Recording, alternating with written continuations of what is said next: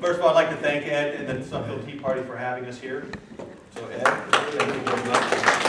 Also, I'd like to actually have you give everybody up here a round of applause, because it does take a lot of courage to come up here and talk about things. Sometimes you don't really know what the job entails or what it is. This is a big step for some of the new people. Alicia, I know you're nervous, but it's very difficult to come up here and face the crowd, so to speak. So just keep that in mind for the rest of us, me and Dave here. Again, my name is Tom Calcei. I've been a trustee for 4 years. I've been the chairman of the board for the last 3. Married to my wife Kylie, and I have 3 daughters, Abby and Annika, who live here in Ohio, and I also have a daughter and 2 granddaughters who live in Seattle with her husband Ryan.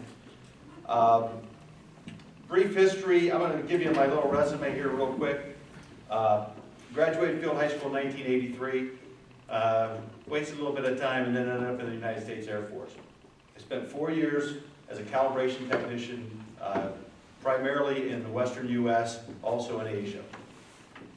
One of the biggest things we did as the calibration technician, we were the Romans with the bag of stones. We were the ones who made sure that every piece of equipment measured what it says it measured. And the number one character issue, or flaw, not flaw, I guess, characteristic that they were looking for in airmen to do that job was integrity. You had to do what you said you did, and you had to do it right.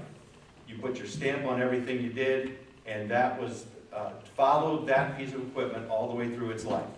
So integrity was a big part of what I was trained as in the service. When I got out of the service, I began a career in fenestration. Does anybody know what fenestration is? Fenestration is windows and doors. Okay, I traveled around the country installing and repairing equipment that makes windows and doors. I've done that for the last 20 years. And Janice will be happy to hear that I no longer do that. For 5 years, I was traveling into Asia, which made it impossible for me to attend every meeting because I was going for 2 or 3 weeks at a time. 3 weeks ago, I changed jobs. Now I just travel around Ohio because a promotion was a good move. So that's my new history. Now I sell glass. But I did gain one thing in that international travel was exposure to governments. I spent a lot of time in China. I learned a lot of things about how the Chinese people view government and how they admire our government. So if anybody wants to talk China later, we can get into that. In Suffield, I've been here for 40 years, in and out. One of the things I started doing in 1984 was I joined the Suffield JCs. And we met in this very room, and we participated in all the events that Suffield would have for the kids, the parades, the Easter egg hunt, Santa Claus, all the different events. In 2002, all the JCs got too over, so me and a couple of my friends, we founded the Suffield League. I don't know if you've heard of the Suffield League, but we continue to do those same traditions. We put the flags up on the flagpoles every year, run the parade, the music festival, things like that. Part of the goal of the Suffield League was to continue to do small town things so our kids and our families could appreciate the things that we grew up with in a town like Suffield. So that kind of brings me to why I want to be a trustee again. 4 years ago, I stood up here and said that I felt it was my time for my generation to step up and start leading the community. I also said that I needed to learn how to be a trustee. And I can tell you that after 4 years of being a trustee and 3 years of chairing a trustee, I still want to learn how to be a good trustee. Because you learn all the time. I can also tell you that 2 people that are up here in front of you will be elected as trustees in the fall, in November. That election will not make them brilliant people. They are what they are. What they have to have is good judgment, and they have to listen. Okay, one of the things that I find in our meetings is that communication with the people in the audience often shows that they're the expert in a certain situation and we're not. So we get a lot of information. As a matter of fact, there's a thing we're going to talk about in a minute about the sheriff that came from community involvement. So back then I said, you know, the township's going to grow, and it has. We've had some energy boom going on where we've had to control and contain what we can. These are things that have been good for the community. Let's see. For those of you, some of you attend all our meetings. Quite honestly, our meetings are attended better than the county or the county commissioners meetings. They have about 3 people. We average about 15 people at every one of our meetings. If you come to our meetings, one thing you'll find out is that we run a very open meeting. We have a very transparent board. Everything we do, every penny we spend is discussed at the table, and we take feedback from all the community residents. Also, if you have an issue, we have allotted time at the end of every meeting for anybody who has a concern or a question or an issue. They can stand up, they will be heard, we will discuss their issue, and we will get legal counsel if we have to. We will review it. If we can help, we try to. I don't always think that government is the answer to most of the problems that come in front of us, but sometimes it's good to get our opinion. Some of the things we've done during the last 4 years,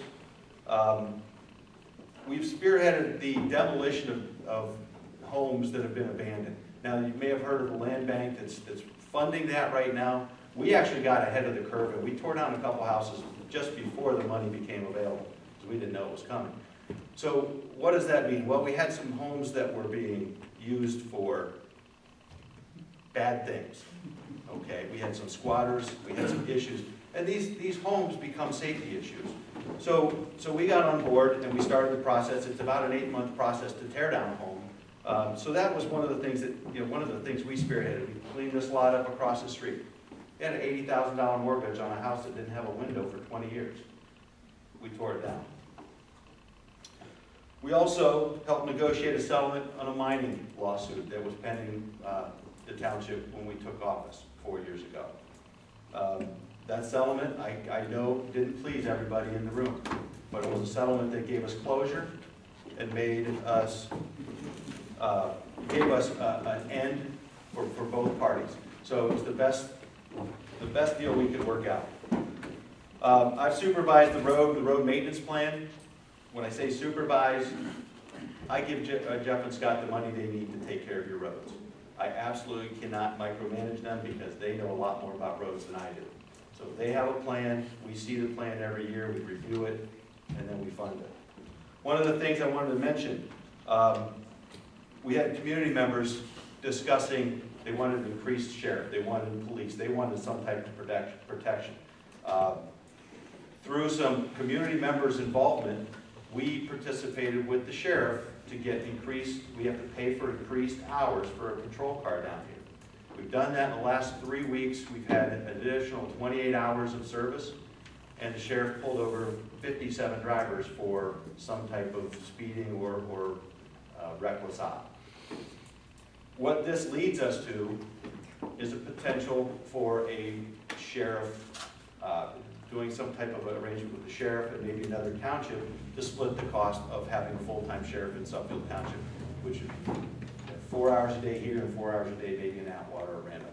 We haven't, this just came up at the last meeting, but the reason I'm bringing that up is that was driven by community members' involvement and community members' requests. So to think that, again, any one of us are going to become brilliant politicians and charter some brilliant document is not true. We're up here, we're going to do the best we can, we're going to be good stewards of your money, and we're going to do what is best for the safety and security of the people of Suffield Township. Thank you very much.